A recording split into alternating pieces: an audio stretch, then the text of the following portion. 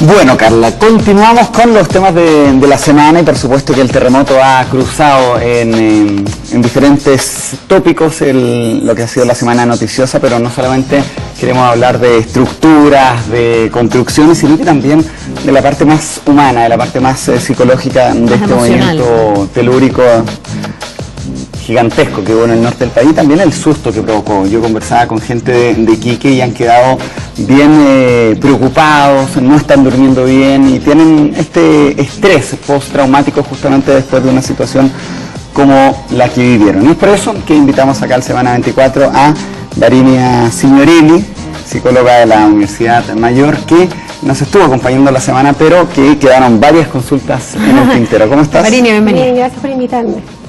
Bueno, son, lo decía yo en la introducción, un hecho que te marca y que en particular afecta a los niños. ¿Qué es la recomendación que se le puede dar también a los adultos, a nosotros, para justamente entregar esta información? La Carla lo decía, tú escuchaste a alguien en la semana diciendo que básicamente contando un cuento. Sí, pues contando una señora que le decía a los niños que esto era el viejito pascuero que se había caído y había provocado este movimiento. Y en el fondo yo me acordaba de todo lo que han dicho los psicólogos, que eso es lo que no hay que hacer. ¿Qué tan explícito hay que ser? Claro, ¿qué tan honestos hay con los niños?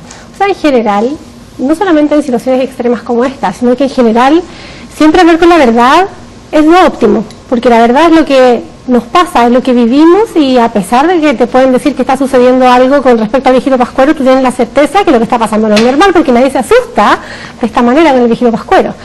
Entonces lo que tenemos que hacer primero es buscar cómo le comunicamos a nuestro hijo, a nuestros niños, según la edad que tienen, según las experiencias previas que han tenido, cómo le relatamos esta verdad. Y de repente los cuentos sirven harto, pero no podemos disfrazar. Podemos contar la historia, por ejemplo, de un planeta que necesita moverse porque necesita estirarse, ¿no? Y que eso es lo que hacen nuestras placas, en el fondo, acomodarse. Entonces, pero eso es súper apegado a la realidad, digamos. Eso no es una fantasía. No es una fantasía, es metafórico. Y nosotros usamos las metáforas para comunicarnos, siempre. Entonces con los niños también debemos usar metáforas y eso es lo que les sirve, pero esconder información, disfrazar la verdad o mentir de frentón en el fondo es algo que más que ayudar a los niños los hace sentir más ansiedad, porque ellos saben lo que está pasando y sienten que es algo que genera en todos mucho miedo. Entonces si es que ellos sienten miedo y le están diciendo que es el viejito pascuero, sienten una dicotomía ahí que obviamente genera mayor ansiedad. No, y ellos se dan cuenta. Yo he tenido la oportunidad de revisar varias imágenes de los videos que se grabaron.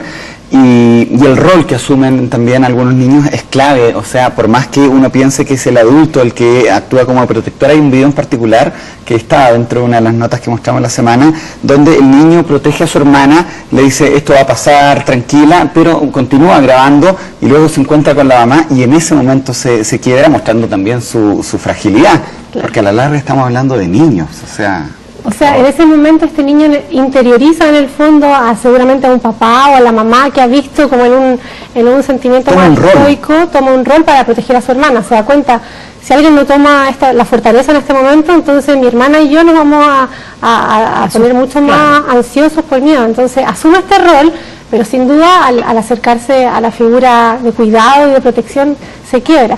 Ahora, lo que tenemos que hacer en el fondo es permitirle a los niños que manifiesten sus miedos propios de la infancia, que si quieren llorar, lloren, que si quieren contarnos que están asustados, deben hacerlo, y debemos propiciar esas instancias para que ellos vayan descargando de a poco. Ahora, más allá de que es súper legítimo que los niños sientan miedo y uno no tiene, me imagino, que propender a que no lo sientan, sino que saber canalizarlo y saber contenerlo.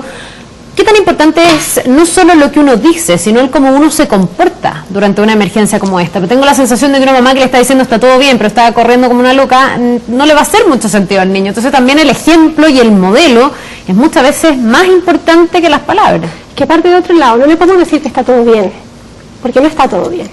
Entonces lo que hay que decir es, estamos viviendo una emergencia, tengo susto, igual que tú. Ahí valido primero el sentimiento de mi hijo, del niño que tengo cerca, que le doy permiso para que tenga susto. Pero vamos a hacer lo que hemos aprendido que tenemos que hacer, que es mantener la calma, buscar un lugar seguro, y tú tienes que seguir las instrucciones del adulto que está cerca tuyo. Pero no le podemos decir que está todo bien, porque sabemos, porque como tú lo planteas, que es lo que se vive, que no está todo bien y los niños lo perciben. ¿Cómo saber si un niño está afectado? Pero ya, porque una cosa es el miedo transitorio, el temor que te pueda dar en la emergencia, ver la reacción, sobre todo cuando son situaciones colectivas. Uno veía imágenes de lo que ocurría en los malls y es mucho más difícil de enfrentar el miedo cuando hay tanta gente alrededor con ese mismo miedo y compartiendo ese temor.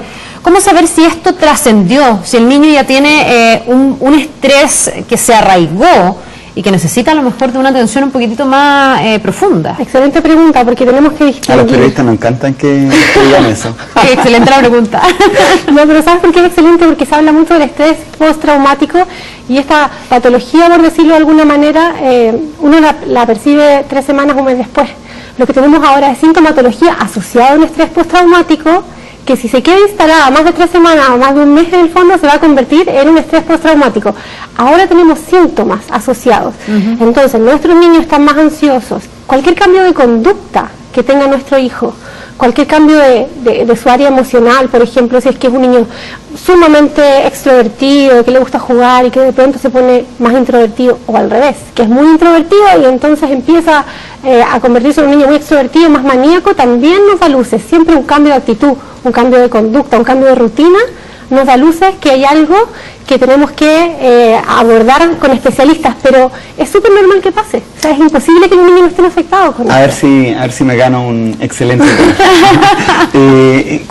hablas de síntomas, pero ¿cuáles son en particular esos síntomas? Porque lo decía también en la introducción, conversaba yo con gente, tengo familiares en Iquique, y no solamente estamos hablando de niños, sino que también muchos adultos, y me decían que no podían dormir, que estaban con falta de apetito, andaban muy estresados, con miedo. ¿Cuáles son y hasta cuánto tiempo más es importante saber que se va a sentir eso? ¿Una semana, 2 semanas? O sea, si la persona ya lleva un mes con insomnio, bueno, empezar a tratarse. Tenemos que distinguir porque todos los cuerpos son distintos. Cada persona es distinta a la otra, por lo tanto la sintomatología no es universal. Puede ser que a uno le dé mucha hambre y sea un síntoma de que está afectado, y a otro le dé poca hambre y sea el mismo síntoma. Por eso que hablamos que cualquier alteración de tu conducta habitual es una señal.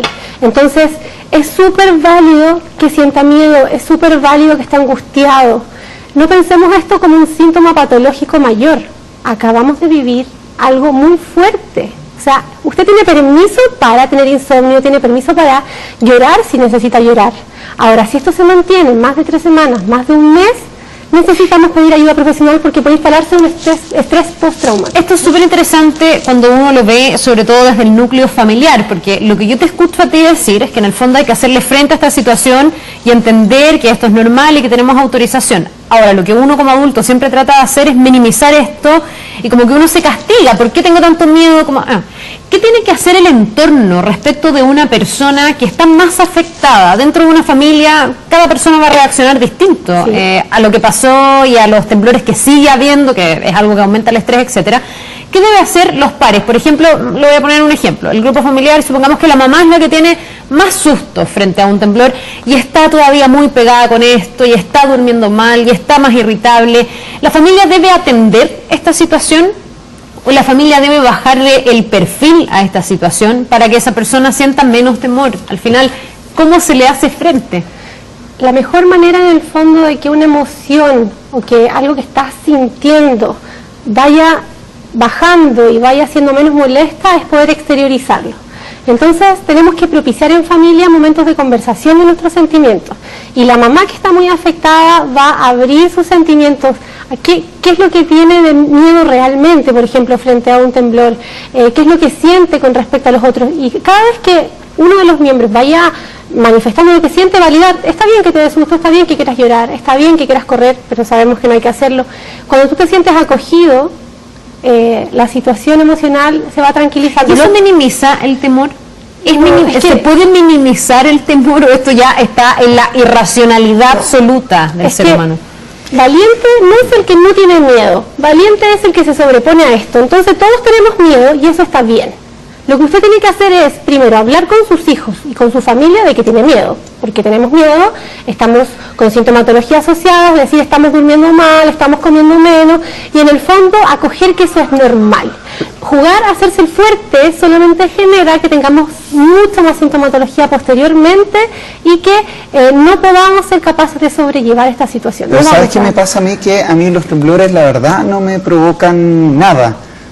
Llego a ser hasta medio fome en el sentido, porque anoche tembló súper fuerte y las personas que estaba yo, todos dijeron, bueno, acá se viene el terremoto de nuevo. Y yo dije, no, sí va a pasar. Y lo sentía propiamente así. ¿Qué tan malo es hacer lo que hago yo también de no tener ningún respeto a un movimiento de la naturaleza? No, no está mal, está bien. Cualquier cosa que sintamos con un temblor o con un terremoto está bien. Es que ¿sabes qué pasa? Yo veo a la gente que se altera y les digo, o sea, pienso, pero ¿cómo tanto? Pero también entiendo que es normal. Sí, puedes apoyar, con esa capacidad que tienes, a lo mejor puedes apoyar en un momento a alguien que lo está pasando mal. Pero ¿qué es lo que nos tranquiliza? El saber qué hacer. Por más que tengas miedo, por más que quieras correr, tú sabes que el lugar seguro de tu casa es este, que el lugar seguro del colegio de los niños es tal. Es decir, tenemos que estar preparados, tenemos que hacer un ensayo de sismo en todas partes, incluso decir, si estoy en la calle, ¿dónde me paro? ¿Dónde no debo ir? Y ¿sabes qué? Yo también lo conversaba con otro experto esta semana, que siento que uno no tiene su plan de emergencia. ¿En qué sentido? En que el 27 de febrero, este terremoto 8.2, la réplica, se han dado siempre de noche. En eso ha sido benevolente la naturaleza. Sí. Siempre con los grupos familiares reunidos. Pero el día que venga un evento como este, a las, no sé, 12 del día, cuando los niños están en el colegio, el que tiene niños más grandes está en la universidad, el papá está en un lado trabajando, la mamá está en el otro trabajando, ese estrés de no encontrarse cuando las líneas telefónicas se caen es súper difícil de sobrellevar. Entonces creo que ese plan, esa operación, digamos, logística de ese día debiese estar prediseñada en las casas chilenas. El saber quién va a ir a buscar al niño al colegio, dónde nos vamos a encontrar, nos vamos a ir toda la casa, nos vamos a ir todo al colegio, nos vamos a encontrar en el trabajo, ¿cómo lo hacemos? Exacto, o sea, esta instancia es la necesaria también para que nosotros digamos, tenemos que dibujar un plan, tenemos que tirar líneas de acción.